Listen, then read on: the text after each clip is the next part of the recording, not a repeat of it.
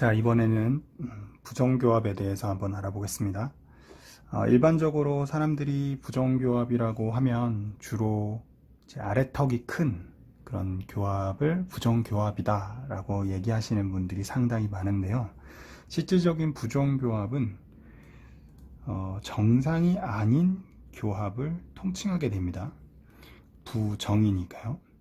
그래서 실질적인 이런 부정교합을 나타낼 때는 주로 우리가 골격에 문제가 있는지 그리고 치아에 문제가 있는지 두 가지로 나눠서 생각을 해야 돼요.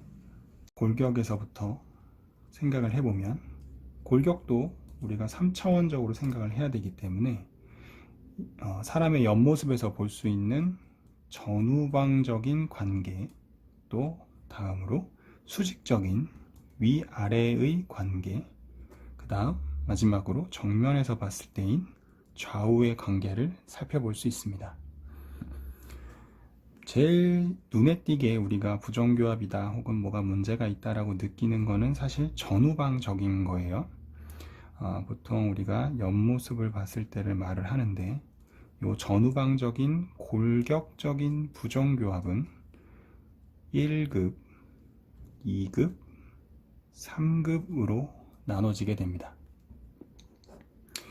1급 부정교합이라는 것은 골격적으로 윗턱과 아래턱의 균형이 관계가 정상인 경우를 말합니다.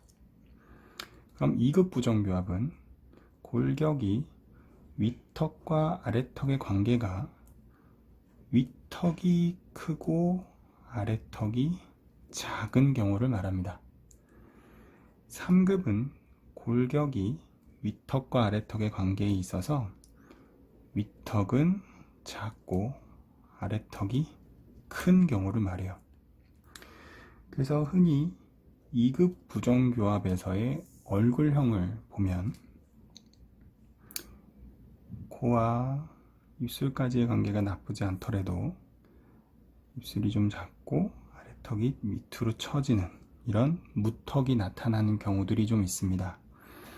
아래턱이 작은 경우의 2급 부정교합은 흔히 돌출감을 많이 나타나게 됩니다.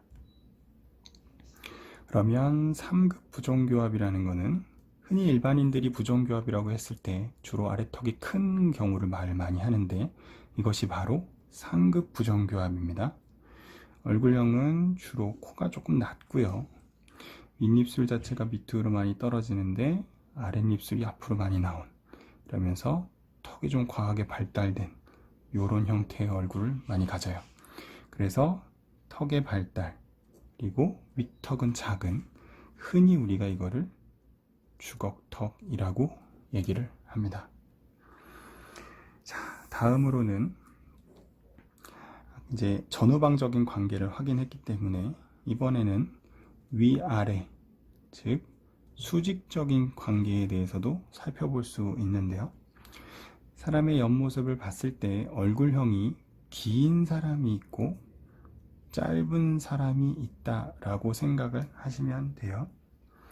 얼굴형이 긴 사람은 그림을 좀 그려보면 전체적으로 얼굴도 길고 턱도 길고 여기에 가파른 올라가는 턱끝 옆모습이 좀 가파르게 올라가게 됩니다.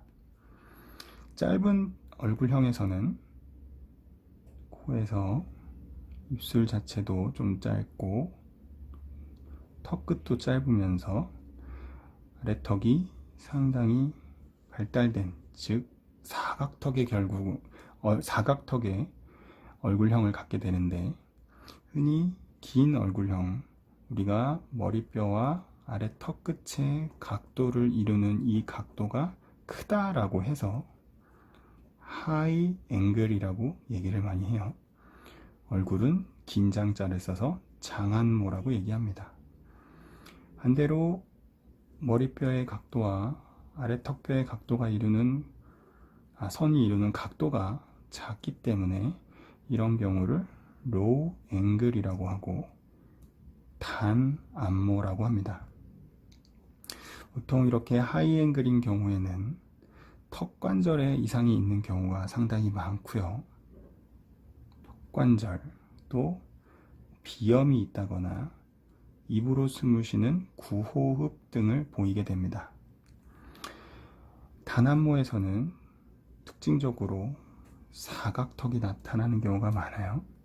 이런 분들은 씹는 힘도 상당히 강하기 때문에 흔히 우리가 먹는 걸 좋아한다라고도 많이 하는데 이갈이를 보이는 경우가 상당히 많습니다. 자, 그럼 마지막으로 정면에서 봤을 때의 모습이죠. 좌우의 골격 비대칭을 또 볼 수 있는데요. 이거를 흔히 우리가 안면 비대칭이 있다라고 얘기를 많이 합니다. 해골, 사람의 얼굴뼈를 그려보면 머리뼈를 기준으로 하고 눈보다 큰 안화가 이렇게 두 개가 이어져 있는데요. 여기에서 이제 위턱뼈의 좌우가 길이가 달라서 부합평면 자체가 이렇게 경사지게 되는 경우가 있어요. 치아가 존재하고 아래치아가 교합을 이루고 있는데 이에 맞춰서 아래 턱뼈도 좌우의 길이가 달라지게 됩니다. 그러면 한쪽은 작고 짧으며 짧은 쪽으로 돌아가게 되죠. 제가 조금 과하게 그린 거예요. 그러면 이쪽의 이 부분이 위턱인데 위턱의 이쪽 부분이 길고 마찬가지로 아래턱의 이쪽 부분도 길게 되고요. 또 반대로 이쪽 부분의 위턱은 짧고 이쪽 부분도 짧게 되죠.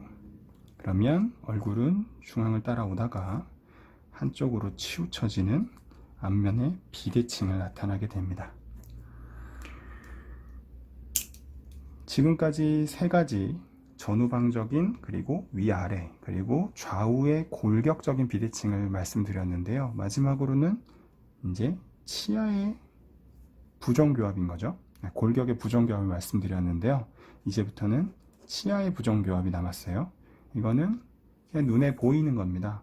덧니가 있다거나 치아가 삐뚤하다거나 혹은 공간이 있다거나 뻐들어졌다거나 이런 흔히 눈에 보이는 우리가 치아에서 나타나는 부정교합들도 역시 부정교합입니다.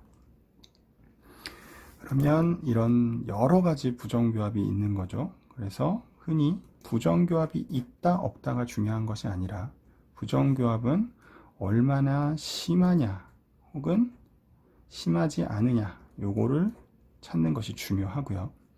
이런 부정교합을 교정치료를 통해서 정상교합으로 바꿔주는 것이 저희 같은 교정 전문의들의 역할이라고 보시면 되겠습니다. 그럼 지금까지 부정교합에 대해서 알아봤습니다. 감사합니다.